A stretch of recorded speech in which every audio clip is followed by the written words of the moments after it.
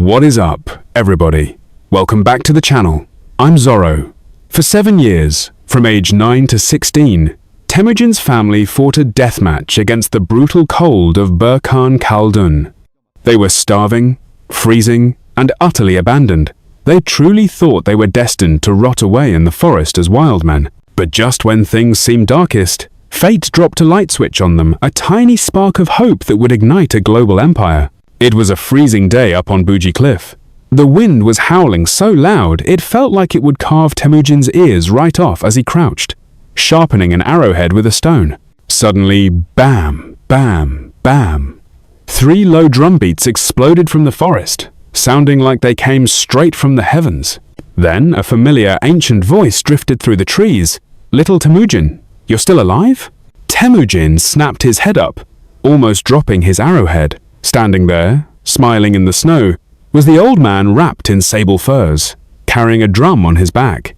It was the elf-like old hunter, arči'udai, the same guy who gave the baby Temujin the black sable pelt in part 1. Guys, what is this called? This is the hidden NPC automatically spawning during the protagonist's lowest moment. If I were Temujin, I would have dropped to my knees right then and there, and called him Master. arči'udai's very name is cool in Mongolian. It means the guide, or the emissary. And his arrival was basically a one-on-one masterclass for Temujin. Not in hunting, but in cosmic philosophy. That night, the fire crackled, and snowflakes swirled outside the shelter. The old man placed his drum on his knee and began tapping a low, rhythmic beat that sounded like the earth speaking. Then he told Temujin a story that gives me chills just thinking about it. "Child, do you know how the world began? Long, long ago, there was a cosmic mother living in a place called Taishu, the Great Void. There was nothing there. No light, no sound, no up, no down, no good, no evil. It was maddeningly empty. But she had love. She wanted a child to keep her company. So she tore out her own beating heart and hurled it into the void. Bam! It became the sun. The sky was lit up, but it was still too empty. So she melted her golden womb, transforming it into the great earth. To bring the earth to life, she turned her breasts into the great rivers, her hair into the forests, and her bones into the high mountains. She sacrificed every single part of herself, just so her child could stand on solid ground and grow into adulthood. Temujin was captivated, the firelight reflecting in his eyes like 2 small suns. The old man continued, "So, child, this Burkhan Khaldun mountain is the very heart of the Earth Mother. The peaks above are the Sky Father, Tengri, the ocean of light.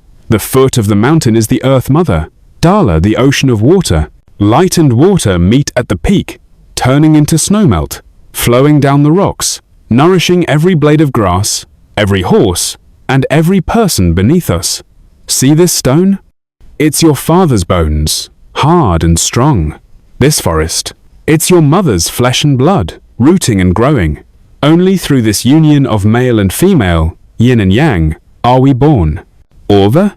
At this point, the old man pointed to Temujin's chest. "You too have 3 souls.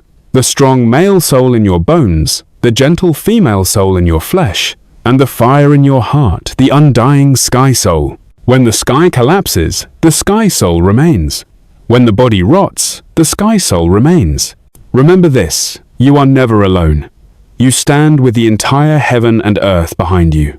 That night, for the first time, Temujin looked up at the stars and didn't feel cold. He felt like millions of eyes were smiling down at him. For the first time, he touched the mountain wall and felt not stone, but the warm chest of a mother. He understood. Every wild onion he ate, every drop of snowmelt he drank, was the heaven and earth breastfeeding him.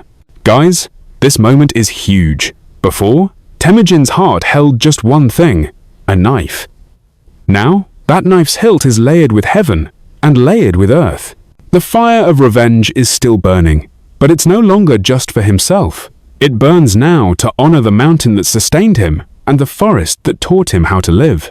Later, when Genghis Khan conquered Asia and Europe, wherever he went, he always paid homage to the high mountains and the great rivers.